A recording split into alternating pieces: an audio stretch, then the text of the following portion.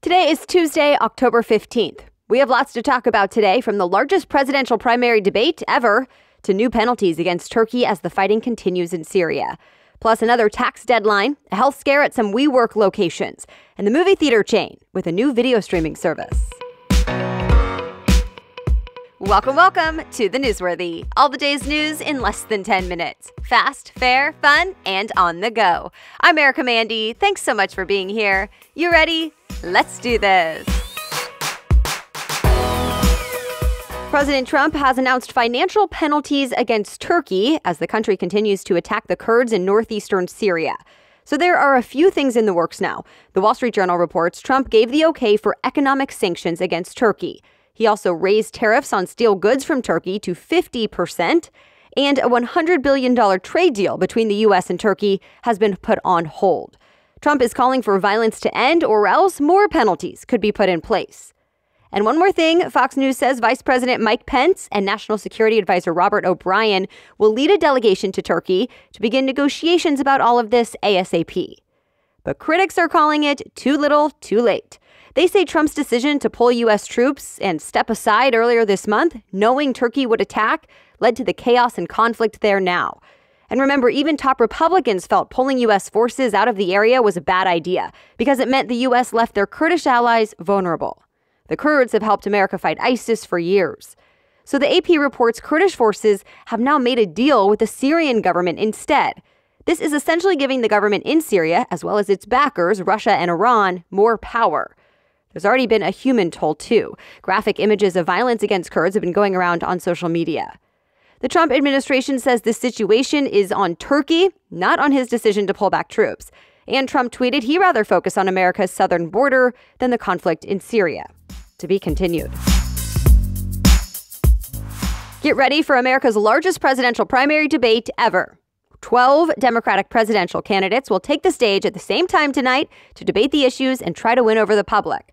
The pros of such a large group at once: voters need to tune in only one night instead of two to see all the candidates. The cons: some candidates may have a tough time getting a word in. As for what they might talk about tonight, well, keep in mind this will be the first debate since the impeachment inquiry started, which centers around President Trump going after one of the candidates that will be on stage, Joe Biden. And the situation in Syria that we just talked about will likely also be discussed. The Hill says to also expect topics like healthcare, vaping, and the economy. This is also the first debate since Senator Bernie Sanders had a heart attack and was hospitalized. He is expected to be there tonight. But Politico says it's Senator Elizabeth Warren who is leading in the latest polls. The fourth Democratic debate of the 2020 campaign season is happening in Ohio tonight. CNN and the New York Times are co-hosting this one. It all starts at 8 p.m. Eastern Time tonight.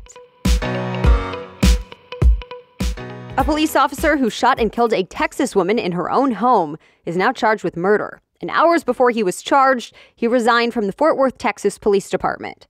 Reuters reports Officer Aaron Dean, who is white, shot and killed 28-year-old Tatiana Jefferson, who is black, in her own home over the weekend. It started when Jefferson's neighbor called a non-emergency line concerned that her door was open.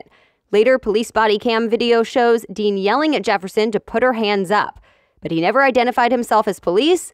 Then he fired a shot. The woman was apparently in her home playing video games with her 8-year-old nephew. Her family is outraged this happened, but NBC News says they're at least relieved the officer has now been arrested and charged. Even the police chief says the officer was in the wrong and would have been fired if he didn't already quit.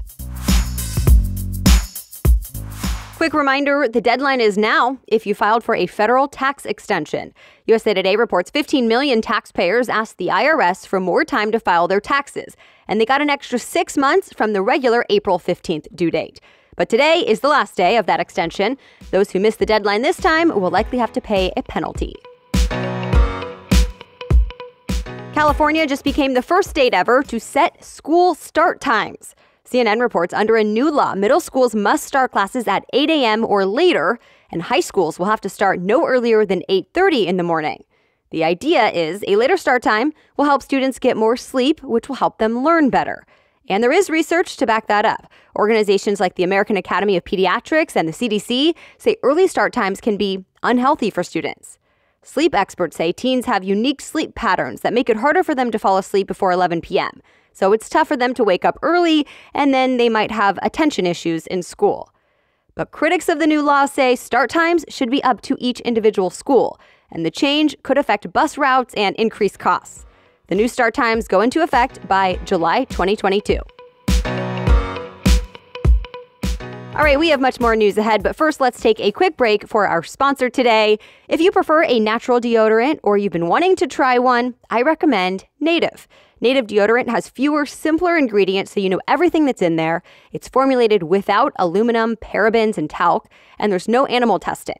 But of course, it needs to work as well. Well, Native has more than 8,000 five-star reviews. And my review is also 5 stars. I especially love the smell of the scent I have, which is coconut vanilla. I use it every day. They have other scents as well, like cucumber and mint, or even unscented. I've tried a few different natural deodorants out there, and I like Native. Plus, there's no risk to give it a try. Native offers free shipping and returns in the U.S. And right now, you can get a discount. Just visit nativedeodorant.com and use the promo code Newsworthy during checkout. You can get 20% off your first purchase. Again, go to nativedeodorant.com and use the promo code Newsworthy for 20% off your first purchase. Now, back to the news. Google wants to help you pay for public transportation. The tech company has teamed up with Cubic Transportation Systems to let travelers in some major cities around the world use Google Pay to pay for rides. Engadget says this will let passengers reload funds and buy tickets directly from their smartphones. The companies hope this will cut costs and make paying for public transportation easier.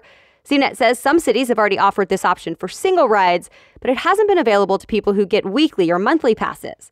It'll be available in cities like San Francisco and New York, but no timeline just yet.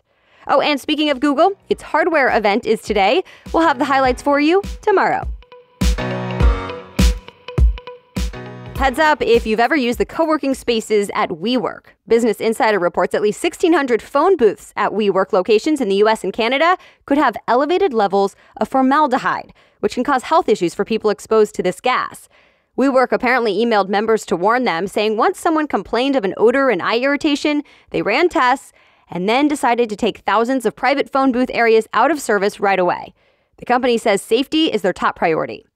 And by the way, WeWork is having financial troubles as well. Reuters reports the company is running out of cash and is now in talks for a multi-billion-dollar rescue deal. Stay tuned.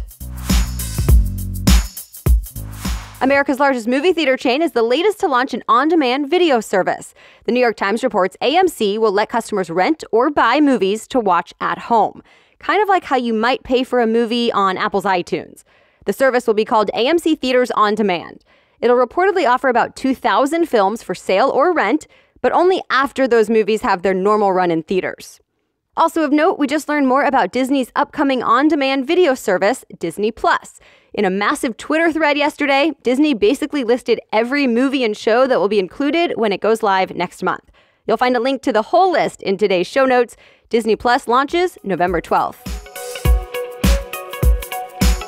Reddit users can now share what they find to Snapchat. Variety says Snapchat is the first platform to partner with Reddit to test out social media sharing. Reddit users will see Snapchat if they go to share content, and they can post directly with friends or on a story. Anything shared on Snap will have a special Reddit sticker as well and link back to the Reddit app. You won't be able to share everything, though. TechCrunch says you can only share things from Reddit's so-called Safe for Work community. Reddit hopes this will bring young users to the site.